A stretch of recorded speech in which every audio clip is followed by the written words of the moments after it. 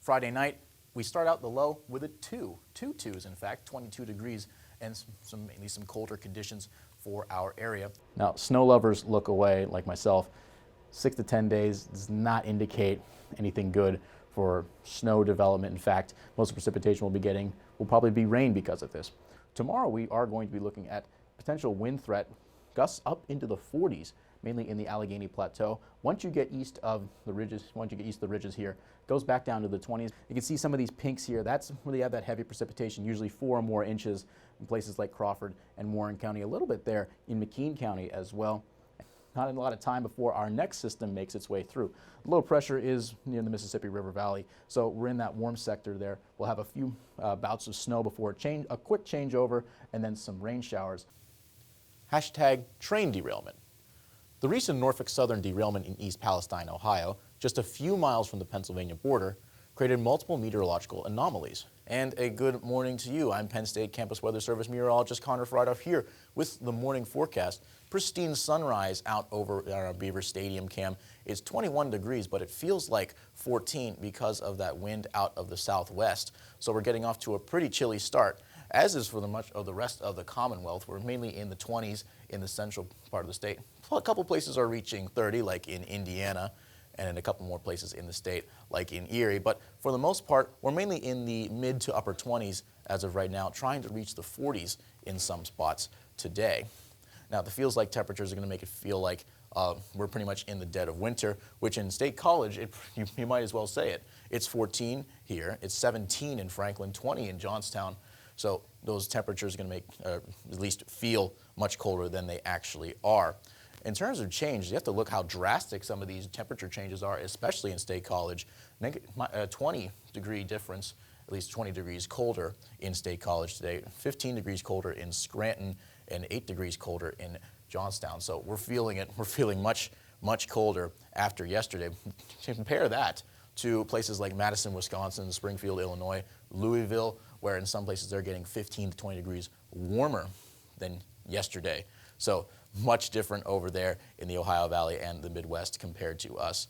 For the national scope, the Intermountain West seeing those 20s, but now down in the South, we're seeing 50s and possibly 60s as we get started. So they're off to a very brisk start in terms of getting up to their highs today. Future weather, we have to look at this next storm system moving in.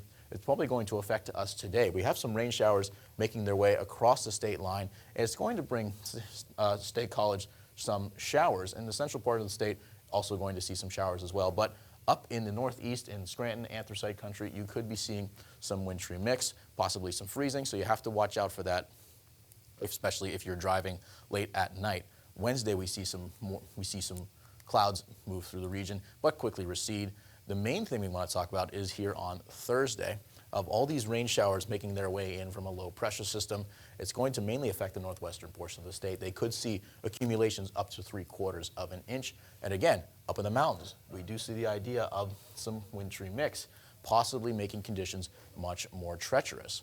And this will continue into Friday as well, as these showers will make their exit, but another system will be making its way through on Friday, making conditions just as treacherous. There'll be a low pressure system hanging out around in the Mississippi River Valley over here in Illinois, but it's going to quickly track across the east through the Ohio Valley and into the Mid-Atlantic region. You can see how fast it's moving in, see that rotation. By 3:30 on Saturday, the low is centered around here in Ohio. You have snow showers to the north, rain to the south. We could be getting either. We could be getting a mix as well based on the temperature profile of the region once we get there. For Super Bowl Sunday, we do see these skies pretty much clear out. It's going to be a much more pleasant day for if you have any plans to go watch the big game. The main thing we want to talk about here, these upper Hara heights showing us how drastic some of these conditions are. Mainly have these cutoff lows down here in the southwest, influencing conditions up here in the Ohio Valley and in the Mid-Atlantic. This pattern is going to continue. It's going to be a very wavy pattern, and this is the type of pattern that we associate with these persistent storms. You can see this large dip in the 500 millibar jet, and that continues. There's another system all the way out here in the Pacific Northwest. This is just going to continue over and over again. On Thursday, it's down here going up into the Ohio Valley. That's influencing that storm. And on Saturday, we have another wavy pattern forming, and it'll be tracking across the country as we speak. Now, for the 6 to 10 day temperature outlook, again, very cold in the west, but over here in the east, you have all these chances of higher temperatures, and that's going to basically make most of the precipitation we get is going to be rain, and temperatures are going to be in the 40s and possibly 50s with at least how consistently warm conditions have been. For today, we're going to reach 45 degrees. We have some fairly gusty winds, but we have the chance of a shower after 4 p.m. and blowing mainly around towards 7 p.m.